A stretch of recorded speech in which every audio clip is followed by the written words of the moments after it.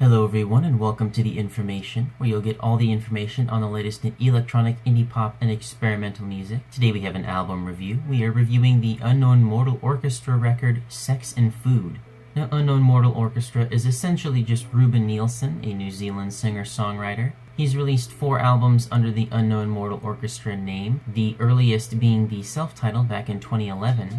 And this is now going to be his latest full-length, Sex and Food, which came out earlier this year on Jaguar Records. It follows up 2015's Multi-Love, which was a pretty well-praised album with lots of funk and disco elements in it, as well as some soul and garage rock, indie rock, psychedelic rock as well. On this new album here, though, Nielsen really doubles down on the psychedelic aspects. It's an album that lyrically also kind of doesn't really deal with either sex or food. Mostly the lyrics here have to do with drugs, people taking drugs, people not taking drugs, as well as the advent of technology and media in the 21st century. You could certainly make an argument that Nielsen comes across as somewhat of a technophobe on this record, and I think some of that comes across through the instrumentation here as well. We don't really get a lot of electronics or synthesizers or anything like that.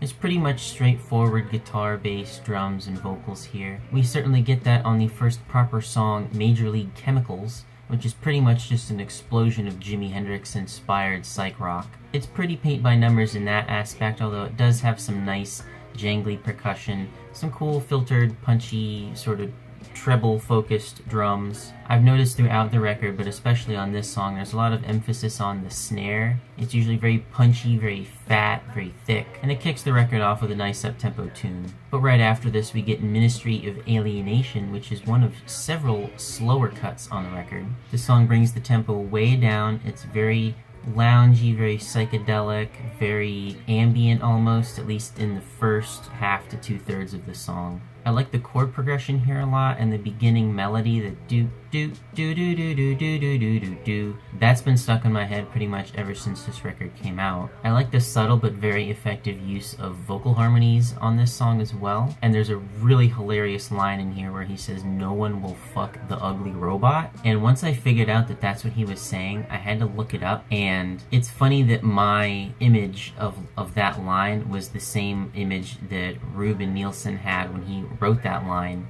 because he admitted that it was a very dumb line and it kind of doesn't directly correlate with the lyrics of this track, which is, as you can kind of expect, just being alienated by social media and just all of this technology, this advent of people looking at their phones and things like that. And he came up with the idea of this robot that was created by this company for, ugly people, less attractive people, regular people kind of, instead of just these like multi-million-dollar sex robots that only rich, beautiful people can afford. And he said that he enjoyed the absurdity of creating a robot that looks so homely and so average that not even a normal person would want to have sex with it. So I thought that was definitely something that made me laugh, at least personally. I don't know about you, but I thought it was a pretty great line. And the song does pick up in the last 30 seconds or so. There's, to me, I think a little bit too brief. It could have been extended a little bit longer. There's a little bit of a freak out at the end. There's this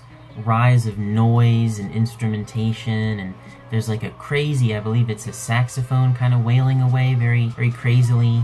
Further on in the track list, we get what I believe to be the best song on the record, Hunnybee, and I've seen a lot of people say that this is their personal favorite on the record too, so I'm glad to see I'm not alone in that. To me, this was soft, sweet, beautiful. It was like eating a piece of candy.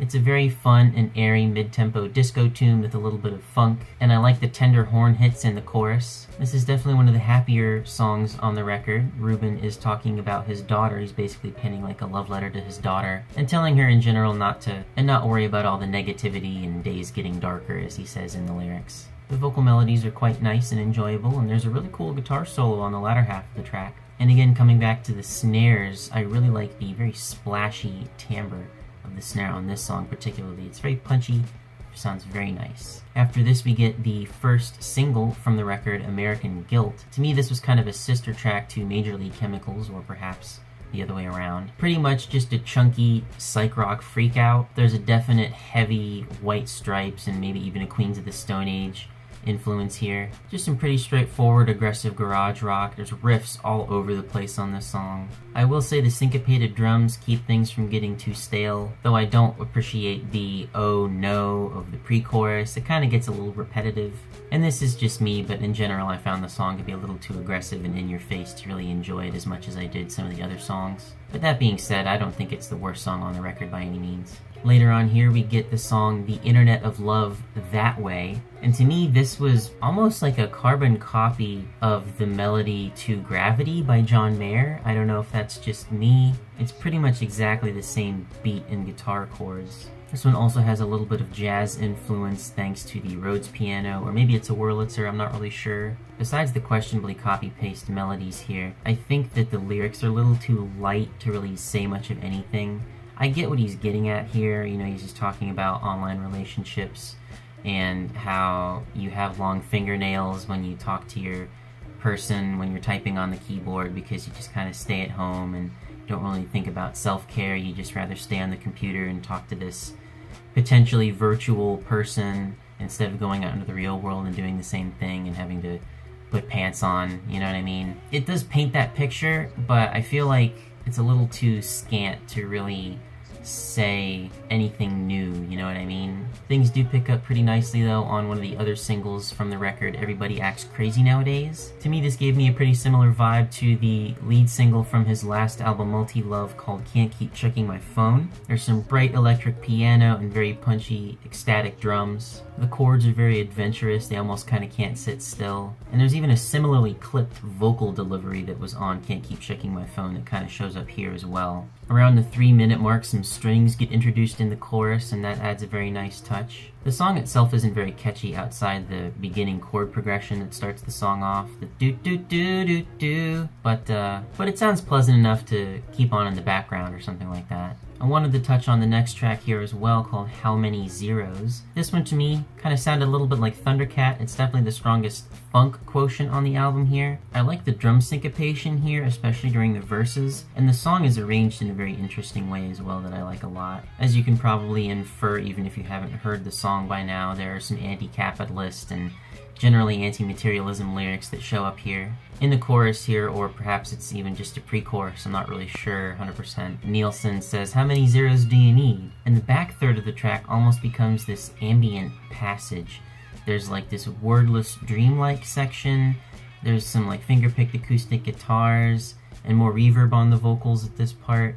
It's an interesting way to end the track, instead of just kind of letting the funkiness kind of let it trail off, but it's a pretty cool song nonetheless. I think that passage from that point on kind of signals the end section of the album being more subdued, a little bit more relaxed, a little bit, shall I say, even inconsequential. That being said, I don't mean that necessarily as a bad thing, especially considering one of my favorite tracks on the album is in that back half, Not in Love We're Just High. I like the buzzing, glitched out vocals that introduce the track, and it transitions nicely into this really loungy, Supertramp inspired 70s like electric piano passage. This song, more than any song on the record, I think grew the most on me. The album in general grew on me quite a bit from when I first listened to it, but this song in particular I think had the biggest move from just me not enjoying this song at all when I first heard it to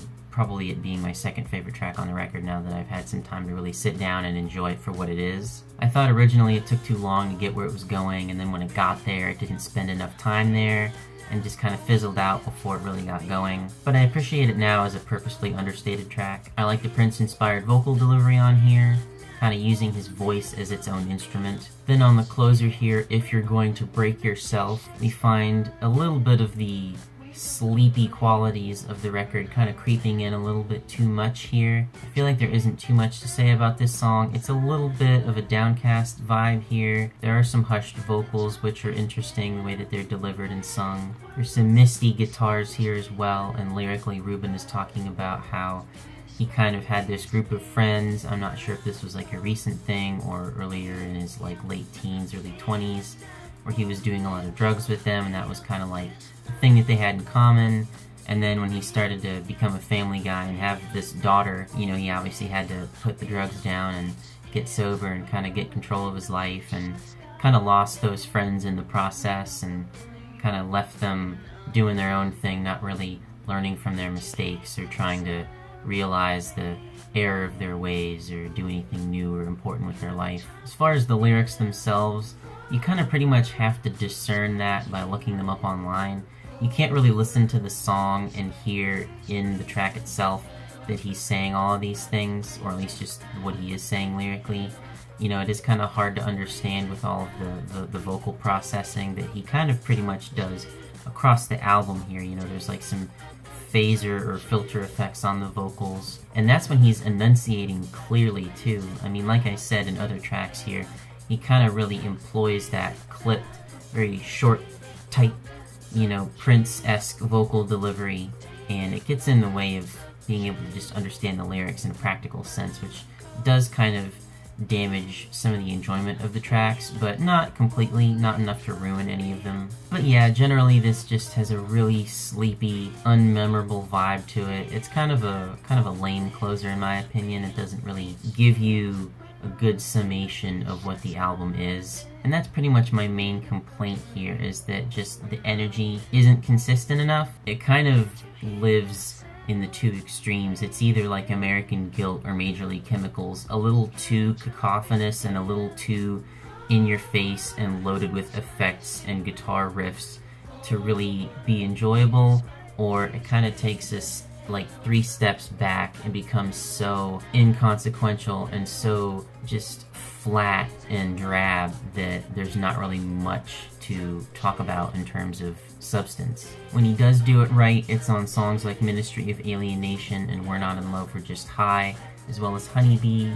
It's definitely not his best record. I would still have to give that to Multi-Love for the time being. But that being said, I didn't mind the direction stylistically that he went in on this record. It definitely wasn't much of a risk stylistically, but I would still give this thing probably like a strong 6, probably a light 7 at this point. It's a higher rating than what I would have given it at the beginning after a couple listens.